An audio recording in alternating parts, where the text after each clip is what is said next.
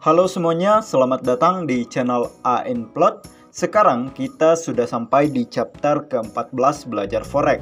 Pada video ini saya akan membahas gabungan liquidity dan fair value gap untuk profit konsisten di market.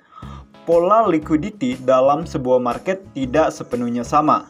Namun untuk bisa mengetahui apakah liquidity dianggap valid, maka pergerakan sebuah market harus membentuk sebuah area order block yang dilengkapi dengan imbalance atau fair value gap.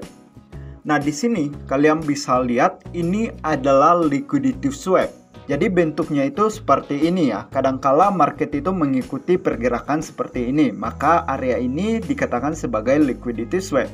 Namun ada pula liquidity swap yang pergerakannya itu berbeda. Misalnya pergerakannya itu seperti ini. Nah, setelah dia sampai di sini, dia melakukan breakout, lalu lanjut lagi, lalu turun lagi, terus lanjut lagi sampai di area order block di sini. Nah, ini juga bisa dikatakan sebagai liquidity. Namun kali ini saya akan menjelaskan sesuai dengan apa yang ada di gambar ini ya, karena ini sama saja pergerakan dari liquidity swap. Nah, sebenarnya kalau kita masuk ke market itu, pergerakan dari sebuah market itu tidak harus sama seperti yang ada di sini. Tetapi agar dapat mengetahui bahwa liquidity itu valid, maka harus terbentuk yang namanya order block. Jadi order blocknya itu kita anggap di area sini terbentuk berupa order block. Selanjutnya, setelah order block ini terbentuk, kalian juga pastikan bahwa terbentuk sebuah imbalance atau fair value gap di area sini. Jadi ini bisa dianggap imbalance atau fair value gap tergantung dari pergerakan market yang ada di sini. Misalnya, jika sebuah pergerakan market ini menyentuh order block, maka di sini dapat dikatakan sebagai imbalance. Namun jika sebuah pergerakan market hanya menyentuh area imbalance ini, maka namanya itu akan berubah menjadi fair value gap atau VFG. Oke, di sini kita beri nama imbalance. Selanjutnya, di sini kalian bisa lihat terdapat pergerakan market ke atas lalu membentuk area resisten di sini. Jadi ini adalah area resisten, namun di sini market melewati area resisten sehingga area resisten ini dapat dianggap sebagai break of structure. Nah, seperti ini ya. Setelah kita memahami bahwa di bawah sini sudah terbentuk break of structure, di atas sini bakalan berubah menjadi resisten. Nah, selanjutnya di sini pergerakan sebuah market melakukan breakout lagi ke bawah, lalu melakukan breakout ke atas.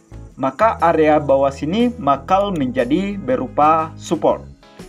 Atau biasa juga dianggap sebagai higher low. Jadi di atas sini higher high, terus di bawah sini higher low. Nah, selanjutnya market bergerak ke atas lagi. Nah, disinilah bakal muncul berupa liquidity. Biasanya para trader retail itu melakukan open posisi sell di area sini, berharap bahwa market akan melakukan pullback ke area support. Jadi biasanya mereka itu melakukan open posisi sell di bawah di sini ya. Lalu untuk stop lossnya biasanya mereka atur di atas sini. Terus untuk take profitnya mereka biasa atur di area support ini. Dan apa yang terjadi di sini, market melanjutkan kenaikan ke atas hingga menyentuh area stop loss dan para retail di sini itu bakal mengalami kerugian. Nah, selanjutnya ketika mereka menganggap bahwa pergerakan dari market ini akan terus ke atas karena di sini sudah terbentuk break of structure, mereka itu menganalisis lagi bahwa market akan melanjutkan pergerakan ke atas sehingga mereka akan open posisi buy di area sini. Lalu untuk stop lossnya biasanya mereka akan atur di area resisten tadi atau di area BIOS ini. Terus untuk take profitnya ya tentu 2 kali dari stop loss, dan malahan market itu bakal berbalik arah menyentuh stop loss. Lalu setelah sebuah market menyentuh area support di bawah sini, maka mereka itu melakukan open posisi lagi di area sini, berharap bahwa market akan kembali ke area resisten di atas sini. Dan ternyata market itu malah melakukan penurunan kembali hingga menyentuh imbalance atau bahkan menyentuh order block. Kenapa? Karena area ini adalah area liquidity, di mana pasar itu harus menyentuh seluruh stop loss yang dipasang di area sini.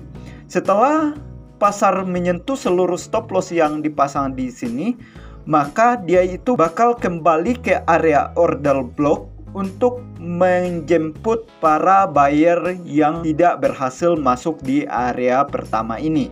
Jadi ini adalah area liquidity yang sebenarnya, di mana kita tahu sendiri bahwa liquidity itu adalah kondisi di mana market selalu menyentuh berupa stop loss dimanapun para trader memasangnya. Atau para trader retail ini tidak memasang stop loss di area liquidity ini, maka mereka akan margin call terlebih dahulu. Setelah semuanya dibereskan di area sini, maka market akan melanjutkan penurunan ke area imbalance atau ke area fair value gap, atau malah menyentuh order block yang ada di bawah sini lalu melanjutkan kenaikan yang sebenarnya. Nah, sampai sini kalian tentu sudah paham ya mengenai liquidity dan fair value gap. Sekarang langsung saja di sini kita akan masuk ke market untuk mempraktikkan penggunaan liquidity dan fair value gap ini.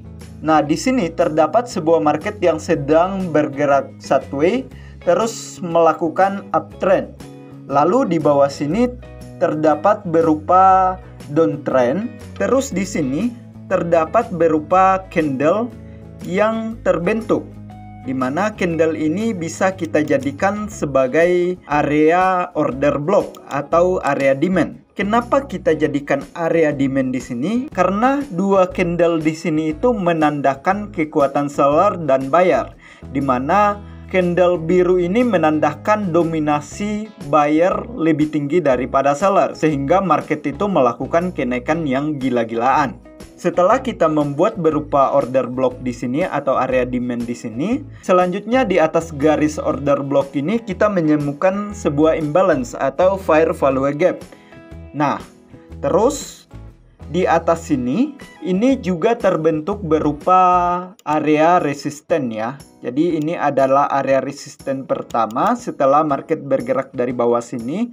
Namun karena berhasil ditembus oleh candle, maka ini dikatakan sebagai break of structure.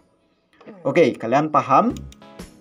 Selanjutnya, market bergerak lagi ke atas hingga membentuk area resisten pertama. Nah, ini biasanya di area resisten ini terjadi sebuah liquidity.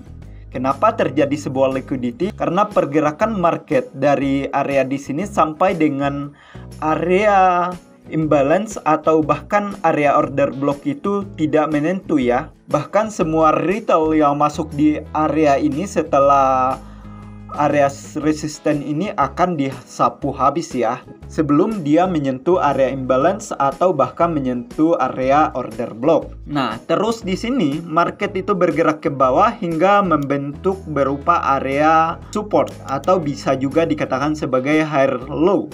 Terus yang atas ini terbentuk higher high. Lalu biasanya retail akan masuk di area sini, mengambil posisi buy, berharap market akan menyentuh di area support ini, dan ternyata pergerakan market itu malah turun drastis hingga membentuk higher low lagi atau area support lagi, sehingga stop loss yang mereka buat itu bakal tersentuh. Lalu setelah itu mereka mengambil sell lagi di area sini, berharap market akan terus melakukan penurunan, dan ternyata stop lossnya itu bakal tersentuh di area sini. Terus setelah itu mereka menganggap bahwa market akan melanjutkan kenaikan kembali, dan ternyata market malah mengalami penurunan hingga menyentuh area imbalance. Namun di sini ketika market menyentuh area imbalance, dia itu sebenarnya melakukan pergerakan kenaikan lagi, dan ternyata pergerakannya itu tidak menyentuh area order block yang ada di bawah sini, sehingga area imbalance ini bisa diubah menjadi area fair value gap. Kenapa market itu hanya menyentuh di area fair value gap? Karena banyak trader besar itu memasang open posisi buy di atas atau di area fair value gap ini, sehingga market yang bergerak itu hanya menyentuh di area fair value gap. Maka area di sini, di area imbalance ini atau fair value gap ini merupakan area yang tepat untuk memasang open posisi buy agar kalian itu mendapatkan momentum untuk masuk ke dalam market.